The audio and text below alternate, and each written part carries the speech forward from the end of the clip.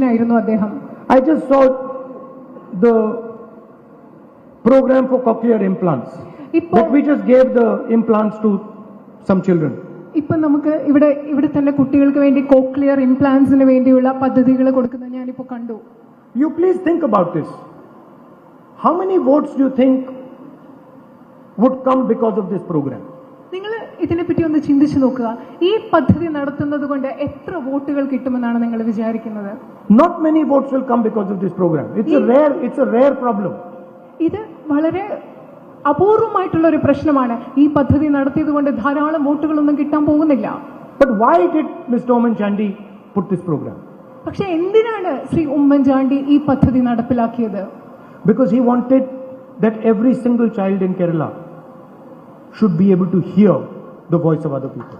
കാരണം അദ്ദേഹം ചിന്തിച്ചു, അദ്ദേഹം ആഗ്രഹിച്ചു, കേരളത്തിലെ ഓരോ കുഞ്ഞും മറ്റുള്ളവരുടെ ശബ്ദം കേൾക്കാൻ ഓരോ കുഞ്ഞിനും കഴിയണം എന്ന് അദ്ദേഹം ആഗ്രഹിച്ചത് കൊണ്ടാണ് ഈ പദ്ധതി അദ്ദേഹം നടപ്പിലാക്കിയത്. Once again the politics of feeling that you can put yourself in the place of a little child who cannot hear. ഇതെന്ന് പറയുന്നതാണ് മറ്റുള്ളവരെ മനസ്സിലാക്കുന്ന ആ രാഷ്ട്രീയം എന്ന് പറയുന്നത്. കേൾക്കാൻ സാധിക്കാത്ത ഒരു കുഞ്ഞു കുട്ടിയുടെ സ്ഥാനത്ത് സ്വയം പ്രതിഷ്ഠിച്ച് അതിനെ മനസ്സിലാക്കുന്ന രാഷ്ട്രീയം. I fight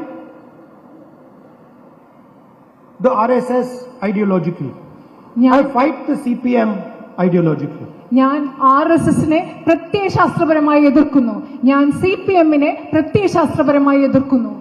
And I fight them in the realm of ideas. ഞാൻ അവരോട് എതിർക്കുന്നത്, അവരോട് പോരാടുന്നത് ആശയങ്ങളുടെ ഒരു തലത്തിലാണ്. And I fight them in the realm of speech.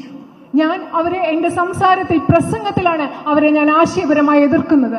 But my biggest complaint with them is that they do not have feelings for people. എനിക്ക് അവരെ കുറിച്ചുള്ള ഏറ്റവും വലിയ പരാതി എന്ന് പറയുന്നത് RSSനും CPMനും ജനങ്ങളെ കുറിച്ചുള്ള വികാരങ്ങൾ, ചിന്തകൾ അവർക്കില്ല എന്നുള്ളതാണ് എന്റെ ഏറ്റവും വലിയ പരാതി. You can give whatever speeches you want, you can have whatever ideas you want. If you do not feel for people, if you are not ready to connect with people, if you are not ready to hug people, you cannot be a leader.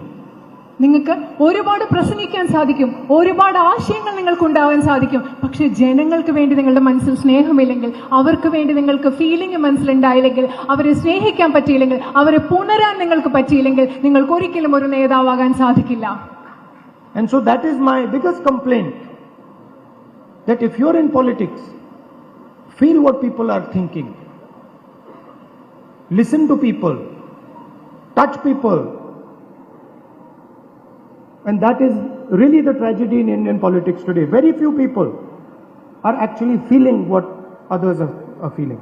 എന്റെ ഏറ്റവും വലിയ പരാതിയും Indian രാഷ്ട്രീയത്തിലെ ഇന്നത്തെ ഏറ്റവും വലിയ ദുരന്തവും ഇതാണ്. നിങ്ങൾ രാഷ്ട്രീയത്തിൽ നിൽക്കുകയാണെങ്കിൽ ജനങ്ങളെ കേൾക്കാൻ പറ്റണം, അവർക്ക് വേണ്ടി നിങ്ങളുടെ മനസ്സിൽ വികാരങ്ങൾ ഉണ്ടാവാൻ പറ്റണം, അവരെ തൊടാൻ പറ്റണം, അവരെ പുണരാൻ പറ്റണം. ഇതാണ് ഇന്ത്യൻ രാഷ്ട്രീയത്തെക്കുറിച്ചുള്ള ഏറ്റവും വലിയ പരാതി.